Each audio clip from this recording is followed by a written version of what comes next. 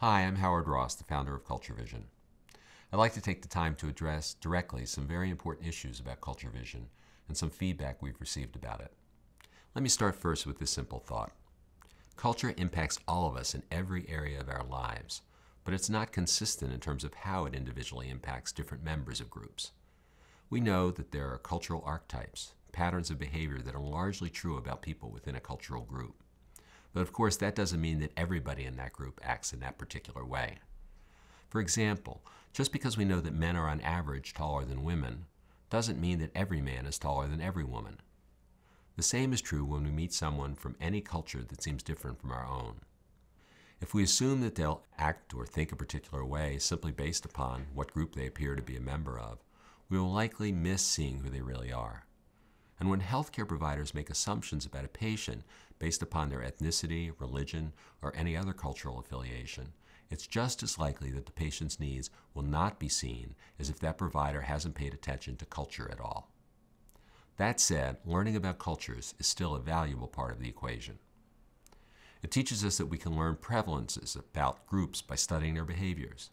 And it teaches us that if we understand these prevalences, we can have a better chance of being able to relate and serve patients' needs. So how do we move forward in this conversation? The key is in maintaining a sense of cultural humility. Cultural humility has been defined as a lifelong self-reflection and self-critique, and an essential component of improving quality of patient care. In practicing a path of cultural humility, we do not assume. We always remember that we do not know. We simply are in an inquiry as to how culture may have affected each patient. It's important to remember that Culture Vision is a resource that should be used in conjunction with a larger cultural competence exploration. It's not designed to serve as a training. It's a tool for people interested in developing cultural knowledge and learning how to ask thoughtful questions. Along with the development of skills and understanding cross-cultural communication, these competencies are vital on the path towards culturally appropriate care.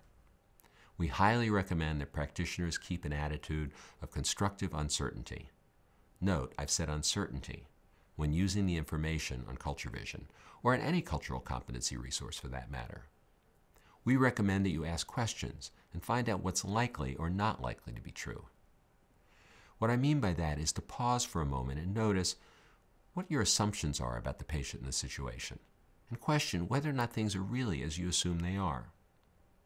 In Culture Vision, we encourage users to emphasize the difference between archetypes and stereotypes in their training programs. We also put a disclaimer on every page to constantly remind users of the importance of using Culture Vision as a source of questions, not answers. We know that there are likely to be some people who ignore all of these warnings and recommendations and incline towards stereotyping anyway. That's unfortunate.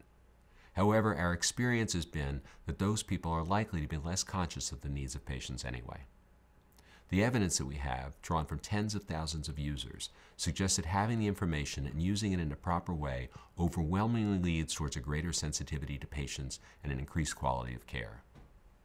That said, we will continue in every way possible to encourage people not to stereotype. So how do we move past stereotyping? In an encounter between two persons from different cultures, it's important to remember that the differences in perspectives comes from multiple directions, not just one.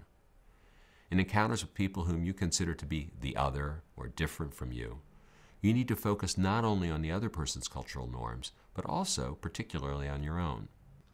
So to avoid stereotyping while exploring cultural knowledge requires a willingness to develop self-awareness about one's own assumptions, beliefs, expectations, and attitudes. An ability to define your own personal culture based on your own experience, which includes your ethnic background, religious background, race, gender, education, and socioeconomic status. An attitude of respect towards diverse points of view. A curiosity about how your own values might or might not be seen as the norm in someone else's eyes. Finally, in offering Culture Vision, our greatest hope is that it will be used as a tool that moves people towards the understanding and broadening of perspectives and towards an ability to provide diverse populations with culturally competent patient care. We know that this can and does enhance the quality of care and have a profound impact on how you meet your patient's needs. Thank you for your time.